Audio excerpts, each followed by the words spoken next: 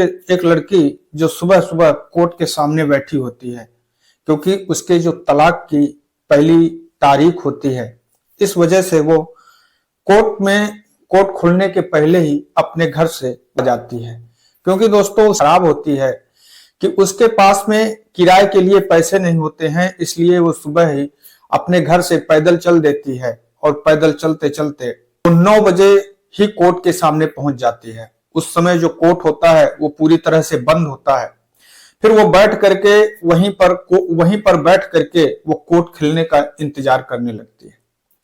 उसी वक्त उसको भूख लगती है और जब उसे भूख लगती है तो वो 10 रुपए की एक चाय और बिस्कुट ले करके खा रही होती है। तभी वो देखती है कि जो उसका पति होता है वो एक महंगी गाड़ी से आता है और आने के बाद में वो उतरता है और गाड़ी से उतर करके वो देखता है कि जो उसकी पत्नी है, जो वो लड़की है, वो बैठी हुई है, पर वो उसको इग्नोर करते हुए अपनी आंखों में काला चश्मा लगा करके अंदर चला जाता है।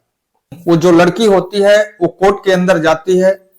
जो वहां कोर्ट पे जज साहब होते हैं, उस लड़की का नाम बुलाया जाता है और उसके बाद में उन दोनों के साथ में, उन दोनों के बीच जो जज साहब होते हैं वो क्या फैसला देते हैं, यह सब जानने के लिए इस कहानी को लास्ट तक जरूर सुने। तो आदाब, नमस्कार, सत श्री अकाल, मैं सागर पटेल। दोस्तों बस आप लोगों से वही एक छोटा सा निवेदन है कि अगर अभी तक आप लोगों ने मेरे इस चैनल को सब्सक्राइब नहीं किया है तो मेरे इस चैनल को सब्सक्राइब कर बेल आइकन को जरूर दबाएं। और अगर आप लोगों को यह कहानी अच्छी लगे तो इसे एक लाइक शेयर कर कमेंट करके अपनी राय हमें जरूर दें। ये जो कहानी है, इस कहानी की शुरुआत होती है उत्तर प्रदेश का एक जिला पड़ता है देवरिया, और उसी देवरिया के एक छोटे से गांव में एक लड़की जिसका नाम रश्मि होता है। रश्मि अपने चाचा चाची के साथ में रहा करती है, क्योंकि जो रश्मि के माता पिता होते हैं वो जब रश्मि बचपन में छोटी होती है तभी उनका एक कार एक्सीडेंट में मौत हो जाती है। अब जो रश्मि की परवरिश है, उसकी परवरिश की जिम्मेदारी उसके चाचा और चाची पर होती है। के चाचा और चाची के पास में उनकी खुद की 3 संतानें होती हैं। ये देखने में बहुत ही ज्यादा सुंदर होती है। रश्मि जी इस कॉलेज में पढ़ा करती है। उसी कॉलेज में एक लड़का पढ़ा करता है जिसका नाम अजय होता है। अजय जो होता है वो एक खाते पीते घर से होता है, एक रईस घराने से होता है। उसके जो पिता होते हैं वो एक बिजनेसमैन होते हैं, इसलिए उसकी जो आर्थिक स्थिति है वो बहुत ही अच्छी होती है, देखने में बहुत ही ज्यादा सुंदर होती है। तभी जो अजय होता है वो अजय रश्मि को देख करके रश्मि से मन ही मन प्रेम करने लगता है। और तभी एक दिन जो अजय होता है वो रश्मि से कहता है कि हम आपसे शादी करना चाहते हैं, हम आपको अपना जीवन साथी बनाना चाहते हैं। तब जो रश्मि होती है वो कहती है कि हमारी आपकी कोई बराबरी नहीं है, हमारे जो चाचा चाची हैं उनके पास में इतना रुपया नहीं है कि वो हमारी शादी आपके घर पर कर सके, आपके साथ में कर सके। तब जो अजय होता है वो कहता है कि आपको इस बारे में सोचने की जरूरत नहीं है, आपको इसके लिए परेशान होने की जरूरत नहीं है। मैं अपने घर वालों से कह करके मैं जो शादी अपनी है वो आपसे ही करूंगा। तभी जो अजय होता है वो अपने घर पर जाता है और अपने घर पर जा करके अपने माता पिता से ये कहता है कि एक लड़की है, मेरे कॉलेज में एक लड़की है जिसका नाम रश्मि है और उसके साथ में अपनी शादी करना चाहता हूं। तभी जो उसके माता पिता होते हैं वो लोग अजय की बात को सुनते हैं तो उसके बारे में पूछते हैं, रश्मि के बारे में पूछते हैं। तब जो अजय होता है वो अपने माता पिता से बताता है कि रश्मि के माता पिता नहीं है, उनका एक कार एक्सीडेंट में जब वो छोटी थी तभी वो उन लोगों की मृत्यु हो गई थी। वो अपने चाचा चाची के पास में रहती है। देने के लिए उनके पास में कुछ नहीं है, दहेज के नाम पर एक फूटी कौड़ी मिलने वाली नहीं है। तभी जो अजय के माता पिता होते हैं वो लोग इस शादी से इनकार करने लगते हैं और अजय के ऊपर नाराज होने लगते हैं। पर जो अजय होता है वो अपने माता पिता का इकलौती संतान होता है और वो भी जिद करने लगता है और अजय ये कहता है कि अगर आप लोग हमारी शादी रश्मि के साथ नहीं करते हैं तो हम यह घर छोड़ करके चले जाएंगे। तब जो अजय के माता पिता होते हैं वो अपनी बेटे के आगे मजबूर हो जाते हैं और मजबूरी में वो इस शादी को करने के लिए तैयार हो जाते हैं।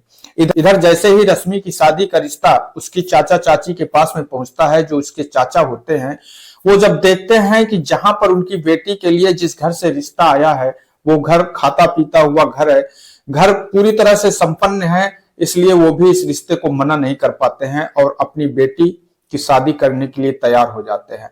उधर जो रश्मि की चाची होती है वो तो मन ही मन ये चाह रही होती है कि कितनी जल्दी इस रश्मि की शादी हो जाए और हमें इससे छुटकारा मिल जाए और ये अपने घर चली जाए। अब रश्मि की शादी हो जाती है। रश्मि अपने घर पर अजय की दुल्हन बनकर के जाती है। लगभग 15 दिन का समय बीतता है।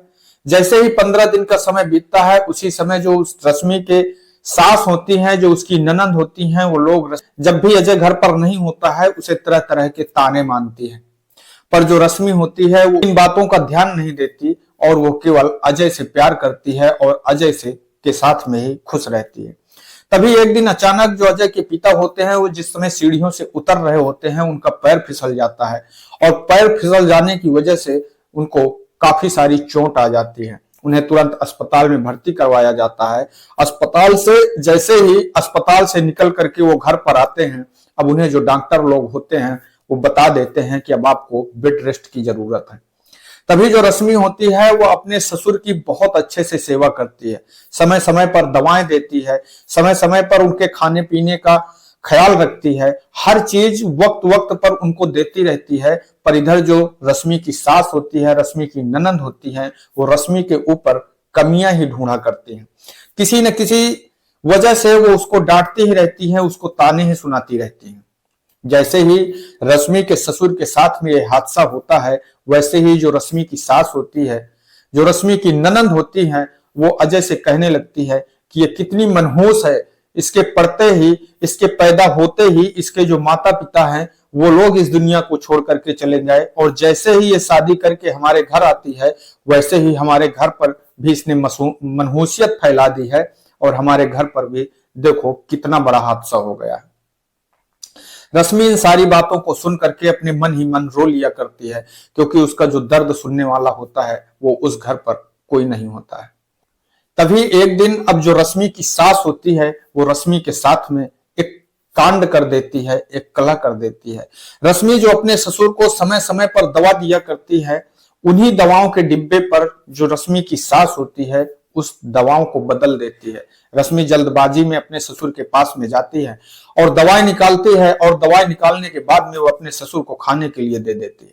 मगर जैसे ही उसके ससुर जो होते हैं उन दवाओं को खाते हैं, उन दवाओं को खाने के थोड़ी ही देर बाद में उनकी हालत और ज्यादा खराब होने लगती है।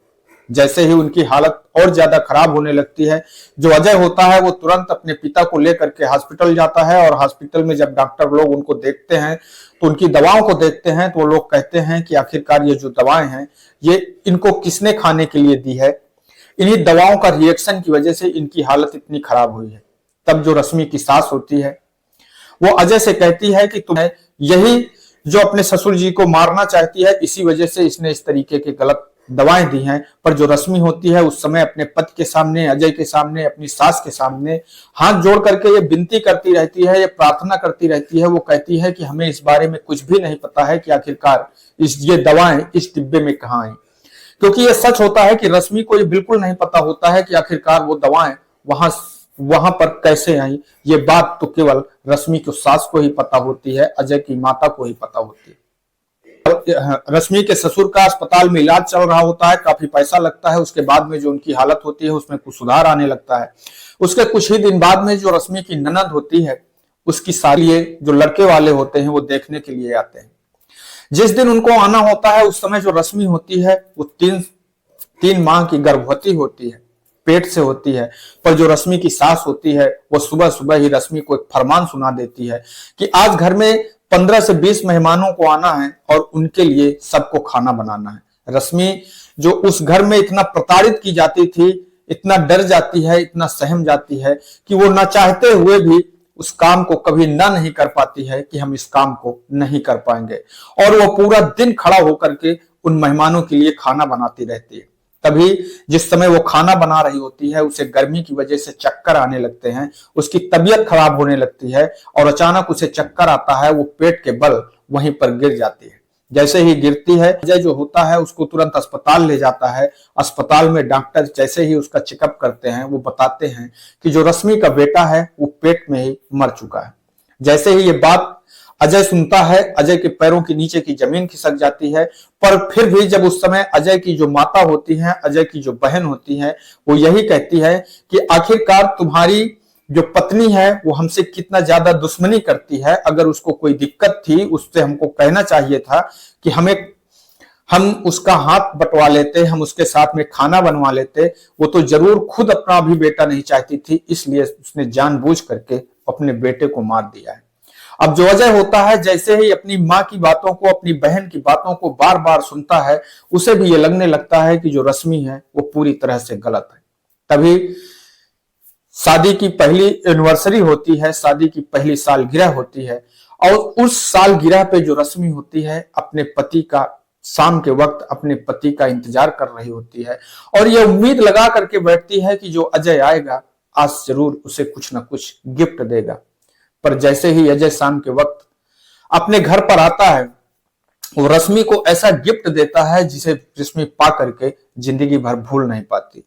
दरअसल जो अजय होता है वो शाम के वक्त आते ही रश्मि से कहता है कि तुम सच में मनहूस हो और जिस घर पर तुम्हारे कदम पड़ते हैं उस घर को तुम पूरी तरह से बर्बाद कर देती हो और मेरी आंखों के सामने से आप तुरंत मेरे घर से निकल जाइए। तो जब रश्मि होती है वह रोने लगती है। अब उसके सामने कोई विकल्प नहीं होता है और वो तुरंत वहां से 2 साड़ी उठाती है और 2 साड़ियों को लेकर के वो अजय के घर को छोड़ देती है। पर वो जाती तो जाती कहां, अब उसके पास में मैका भी नहीं होता है। वो तुरंत वहां से 2 साड़ियां लेकर के अब अपने चाचा के घर चली जाती है, अपने चाचा चाची के पास में चली जाती है। जैसे ही चाचा उसके जो चाचा होते हैं अपनी बेटी को देखते हैं, अपनी बेटी से पूछते हैं कि आखिरकार बेटी क्या परेशानी है, क्या दिक्कत है, तब जो वो पूरी कहानी अपने चाचा को रो रो करके बताने लगती है। तभी जो उसकी चाची होती है वो कहती है कि तू है ही मनहूस, तू जहां पर भी जाएगी तू हर आदमी को परेशान कर देगी, हर आदमी को बर्बाद कर देगी।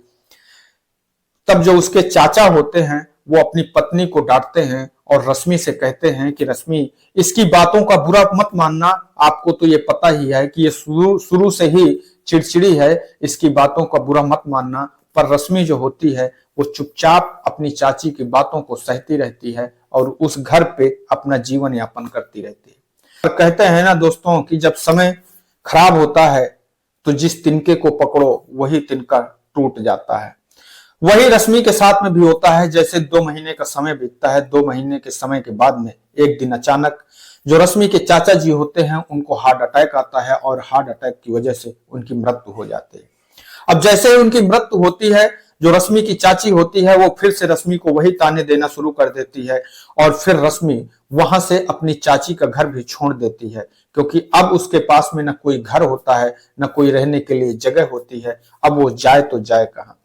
तभी वो भटकते हुए एक दुकान पर पहुंचती है और दुकान में पहुंच करके वो लोगों से हाथ जोड़ करके अपने लिए काम मांगने लगती है। तभी जो एक दुकानदार होता है रश्मि को देखता है तो उसे अपनी दुकान पर काम दे देता है, सामान रखने का, सामान उठाने का, कस्टमर को सामान देने का, ऐसा काम दे देता है और उसके बदले में उसे 2000 रुपए तनख्वाह देने लगता है।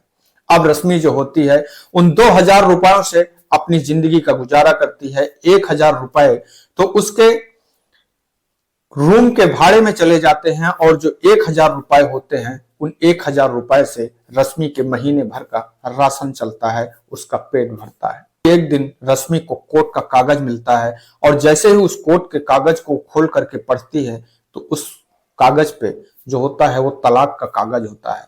अब रश्मि की पहली तारीख होती है। रश्मि पहली ही तारीख में कोर्ट के पास, क्योंकि उसके पास में इतने पैसे नहीं होते हैं, उसके पास में कोई साधन नहीं होता है, इसलिए वो समय से पहले ही सुबह पैदल चल देती है और कोर्ट के सामने जाकर के बैठ जाती है। जैसे ही वो कोर्ट के सामने बैठी होती है उसको भूख लगती है तो कुछ नाश्ता लेती है। 10 रुपए जो उसके पास में होते हैं उन 10 रुपए से एक चाय लेती है, एक बिस्किट लेती है और उसको बैठ करके खा रही होती है। तभी वो देखती है कि जो उसका पति होता है अजय एक अच्छी गाड़ी से आता है और आने के बाद में वो गाड़ी से उतरता है, अपनी आंखों में चश्मा लगाता है और चश्मा लगा करके चुपचाप अंदर चला जाता है। रश्मि जो वहां पर बैठी हुई यह सब देख रही होती है। जब जज साहब बैठ जाते हैं तो वहां से रश्मि का नाम पुकारा जाता है। रश्मि जो होती है, रश्मि मौके पर पहुंचती है और उसके पहुंचने के बाद में थोड़ी देर में अजय का नाम भी पुकारा जाता है। अजय भी कटघरे में पहुंच जाता है। अब अजय और रश्मि दोनों आमने सामने खड़े होते हैं।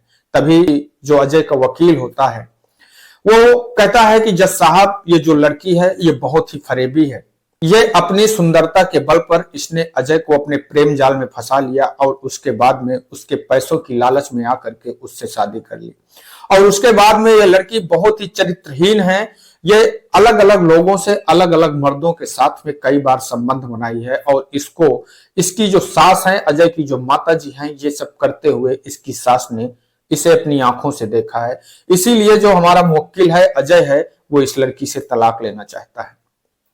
और अगर आप लोगों को इस बात का भरोसा नहीं है तो आप इस लड़की की चाची से भी इस बात को पूछ सकते हैं। तभी जो लड़की की, जो रश्मि की चाची उस कोर्ट के अंदर बैठी होती है, क्योंकि जो लोग होते हैं पैसे वाले होते हैं, और जो उसकी चाची होती है उसे रश्मि से कोई लगाव नहीं होता, कोई प्रेम नहीं होता, वो पैसों की भूखी होती है। वो उन लोगों से कुछ पैसा ले लेती है और उस पैसे के बदले वो भी झूठ बोल देती है कि जज साहब ये बात सच है कि रश्मि बदचलन। अब जो अजय का वकील होता है वो चुपचाप बैठ जाता है। तभी जो जज साहब होते हैं वो रश्मि से पूछते हैं कि आखिरकार आपका कोई वकील है। तब जो रश्मि होती है वो कहती है कि साहब मेरे पास में कोई वकील नहीं है। जज साहब कहते हैं कि अगर आप वकील अफोर्ड नहीं कर सकती हैं, अगर वकील करने के लिए आपके पास में पैसे नहीं हैं, तो हम इसकी व्यवस्था करते हैं कि आपको सरकारी वकील दिया जाएगा। तब जो रश्मि होती है वो कहती है कि साहब मुझे वकील की कोई जरूरत ही नहीं है। तब जो जज साहब होते हैं वो कहते हैं कि क्या जो आपके ऊपर ये आरोप लगे हैं, आप इनके बारे में कुछ कहना चाहेंगी? क्या ये सच है, ये झूठ है? तब जो रश्मि होती है वो कहती है कि किसी ऐरे गैरे के कहने से, किसी दूसरे के कहने से मैं इस बात को नहीं मानती हूं। अगर मेरे जो पति हैं, जो अजय जी हैं, वो मेरी आंखों में आंखें डाल करके ये कह दें कि मैं बदचलन हूं, मैंने उनको अपने प्रेम जाल में फंसाया है, तो मैं मानने के लिए तैयार हूं। तभी जो जज साहब होते हैं वो अजय से कहते हैं कि अजय साहब आपका क्या कहना है? तब जो अजय होता है वो तुरंत कहता है कि साहब मेरी जो पत्नी है रश्मि है वो बदचलन नहीं है, वो पूरी तरह से साफ है, सुथरा है, उसके जीवन में एक भी दाग नहीं है, एक भी कलंक नहीं है। जज साहब होते हैं जैसे ही अजय के मुंह से इन बातों को सुनते हैं, कोर्ट की जो तारीख होती है वो आगे की तारीख दे दी जाती है। अब जो अजय होता है वो अपने घर, अपनी माता पिता, अपनी बहन के साथ में चला जाता है। जो रश्मि होती है वो अपने घर, अपने कमरे पर चली जाती है। उधर जैसे ही जो अजय के माता पिता होते हैं, अजय की माँ और बहन होती हैं, वो अजय से कहती हैं कि बेटा तूने अपना ही काम बिगाड़ लिया है।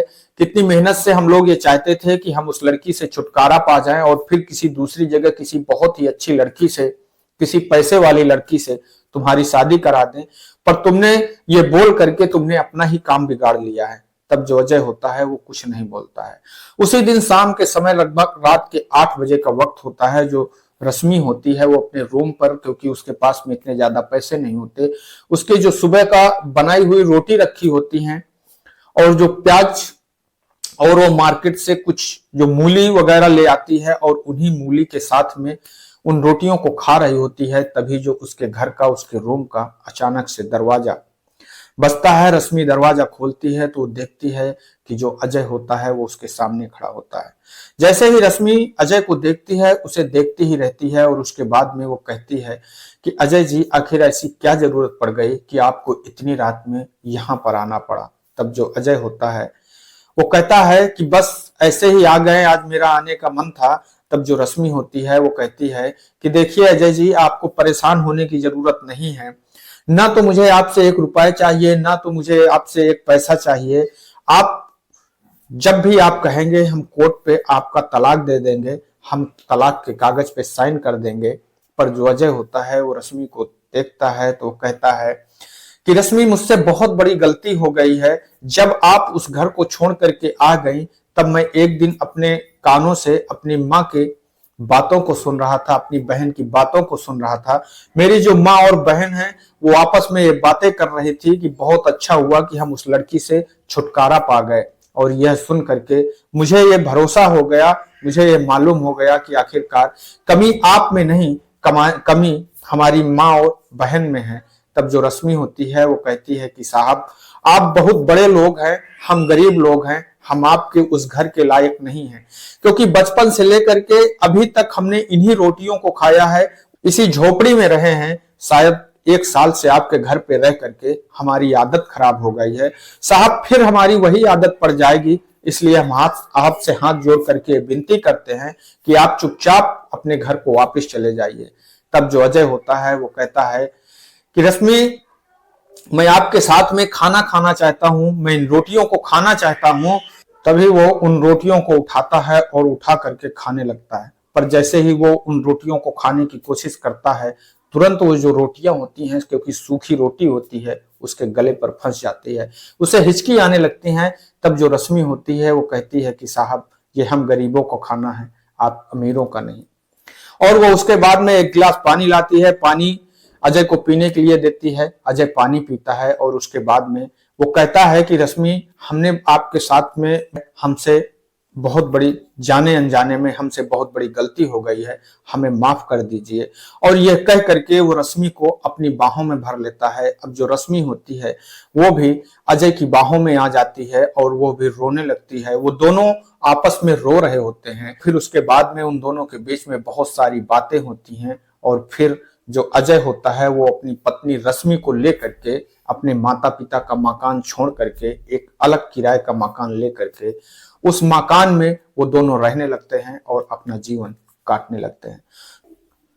दोस्तों, ये कहानी आप लोगों को कैसी लगी? इस कहानी को सुनाने का उद्देश्य किसी को ठेस पहुंचाना नहीं है, किसी को दुख पहुंचाना नहीं है, बल्कि आप लोगों को सजग करना है, सतर्क करना है। मैं आपका दोस्त सागर पटेल इन्हीं शब्दों के साथ में आप लोगों से विदा लेते हैं। कल फिर मिलेंगे किसी एक नई कहानी में। तब तक के लिए नमस्कार, जय हिंद, जय भारत।